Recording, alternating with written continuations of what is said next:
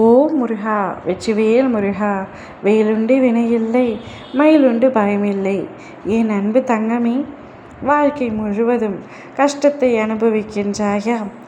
கஷ்டங்கள் எனக்கு பழகிவிட்டதப்பா, இனி எதுவும் பெரிசாக என்னை பாதிக்காது என்று இயல்பு நிலைக்கே உன்னுடைய மனது வந்துவிட்டது என்பதை உன் அப்பா நான் அறிந்து வைத்திருக்கின்றேன்.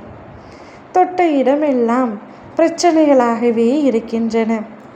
எங்கு சென்றாலும் என்னை நோக்கி ஏதாவது ஒரு கஷ்டம் வந்து கொண்டே இருக்கிறதே. என்ன வாழ்க்கை? இல்லை, நான் என்ன பாவம் பண்ணேன் என்றே எனக்கு தெரியவில்லை என்று நீ அழுகும் பொழுது என் மனது மிகவும் வேதனையாக இருக்கின்றது தங்கமே. வாழ்க்கையில் நடக்கும் அனைத்திற்கும் ஒரு காரணம் இருக்கின்றது.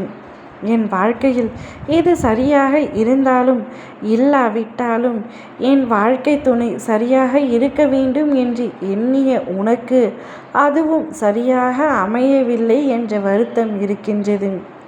நீ நேசிக்கும் உறவே உன்னை ஏமாற்றுகின்றது என்ற வருத்தத்தில் இருக்கின்றாய். நான் எவ்வளவுதான் அவர் மீது அன்பை கொட்டினாலும் அவருக்கு ஏனோ என்னுடைய அன்பு புரியவே இல்லை. வாழ்க்கை முழுவதும் ரணமாகவே இருக்கின்றது. என் மனம் முழுவதும் காயத்தோடும் கண்ணீரோடும் இருக்கின்றது. நான் என்னதான் செய்வேன் என்று தெரியவில்லையே.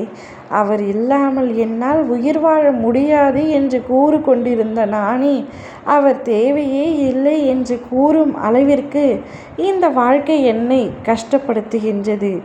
என்னவரும் என்னை கஷ்டப்படுத்துகிறார் என்று அழுகின்றாய். கவலைப்படாதே பிள்ளையே. உன் மனதில் இப்பொழுது பல குழப்பங்கள், பல கேள்விகள் இருக்கின்றன. உன் மனம் இப்பொழுது தெளிவாக இல்லை. ஆனால் அனைத்திற்கும் பதில் கூடிய விரைவில் உனக்கு கிடைக்கும். நீ உன் வாழ்க்கையை நிச்சயமாக சந்தோஷமாக வாழ்வாய்.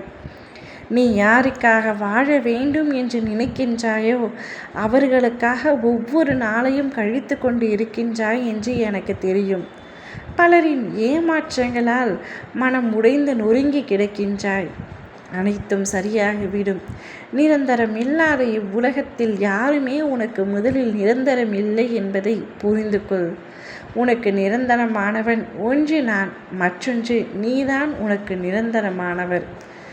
அதை மட்டும் நீ உணர்ந்தால் போதும். யாருடைய அன்புக்காகவும் பிச்சை கேட்டுக்கொண்டு இருக்க மாட்டாய். எதை வேண்டுமானாலும் பிச்சை எடுக்கலாம். ஆனால் அன்பை மட்டும் பிச்சை கேட்கக்கூடாது என்ற புரிதலை முதலில் நீ புரிந்து கொள்.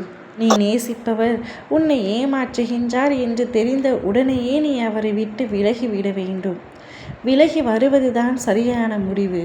அப்பொழுதுதான் உன்னவர் உன்னுடைய உண்மையான அன்பை புரிந்து கொண்டு உன்னை தேடி வருவார். நீ இல்லாமல் அவரால் இருக்கவே முடியாது என்ற நிலைக்கு எப்பொழுதோ அவர் வந்துவிட்டார்.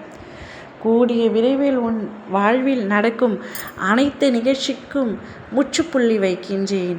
உன்னுடைய அனைத்து கஷ்டங்களையும் நான் முடித்து காட்டுகின்றேன். நீ கவலைப்படாமல் நிம்மதியாக இரு.